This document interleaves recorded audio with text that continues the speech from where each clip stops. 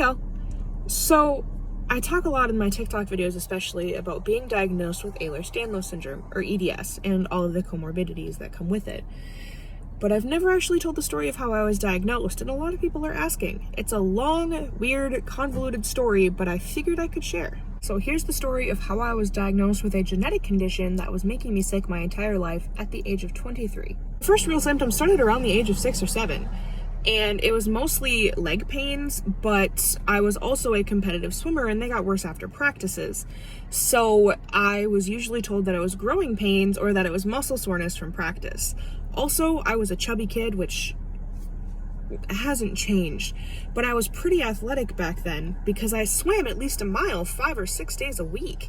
So although I was athletic, I was chubbier. So hearing from doctors that I needed to lose weight even at the age of 6 or 7 was fairly common, and that was something that they also told me when I started having symptoms. A couple years later at 9, I had my first episode of syncope, fainting, and we were visiting my grandmother in the hospital. I started to get real hot, real dizzy, and real sweaty. My mom's a nurse, and she told me to sit down and put my head between my legs. But that's the last thing I remember. I remember that, and then bam, I am waking up sprawled across the end of my grandmother's bed with my mom fussing over me and my grandmother calling a nurse who didn't do anything. 10, I had what we think was my first full-blown dislocation, and I say we think for a couple reasons. One being that the same things happened to my mom, which should have been our first clue that there was something genetic going on. But also because she grew up having those issues, she thought nothing of it. And I, as most 10-year-olds do, was sitting cross-legged on the floor opening Christmas presents. And I went to straighten my right knee and it wouldn't move. And it hurt. And when I say it hurt, I mean I was screaming so loud, I thought our neighbors were gonna call the cops.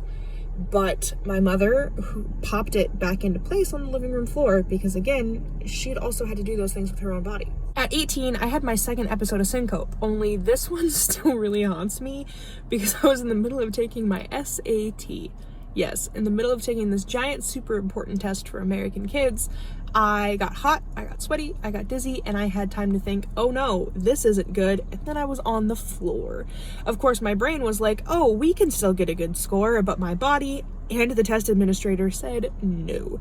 So then I had to leave, walking out looking like a baby giraffe, only to have to come back and take the test again. Now, those are just the most memorable episodes from my childhood, but really I had ongoing problems with fatigue, with joint problems, with GI problems, with headaches, and they really just got worse and worse as I got older. You'd think that would show a pattern of issues, right?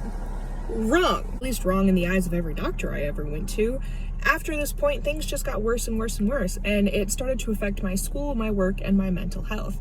I went to doctor after doctor, and I either left with being told that nothing was wrong, or I left with, we don't have a diagnosis for you, but here, take this multitude of meds and it'll help. Plot twist, it never freaking helped. Symptoms continued to worsen. I'm in constant pain. I'm exhausted. I'm struggling. I vent to a rant group on Facebook about the struggles, the symptoms, and the fight with doctors. And to my surprise, I get a lot of comments that are super, super supportive. But even more shocking to me was I got a comment along the lines of, hey, I'm really sorry you're dealing with this, but this sounds exactly like what I have. I'm diagnosed with Ehlers Danlos syndrome. You should bring it up to your doctor. What? So on one hand, I'm skeptical because number one, this is Facebook, not a doctor. And number two, doctors had never helped me in the first place. So how is this random person on the internet really going to know what's going on? But on the other hand, I couldn't book an appointment fast enough. So I booked an appointment with our family orthopedist. Now I know it sounds really weird because who has a specialty doctor that treats their whole family?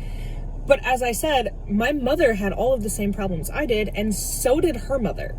He was not educated in what was going on with us, but he did his best. That appointment went something like this. Hey doc, here's my list of symptoms for the 10,000th time. Someone on Facebook thinks I may have a rare genetic condition. That would actually make sense. Insert most confused face I've ever had. So he sent me to a new primary care doctor that he trusted. She listened to me and believed me and agreed with his assessment and sent me to a rheumatologist. Said rheumatologist spent months and months and months doing scans and MRIs and x-rays and blood work, all to rule out everything else.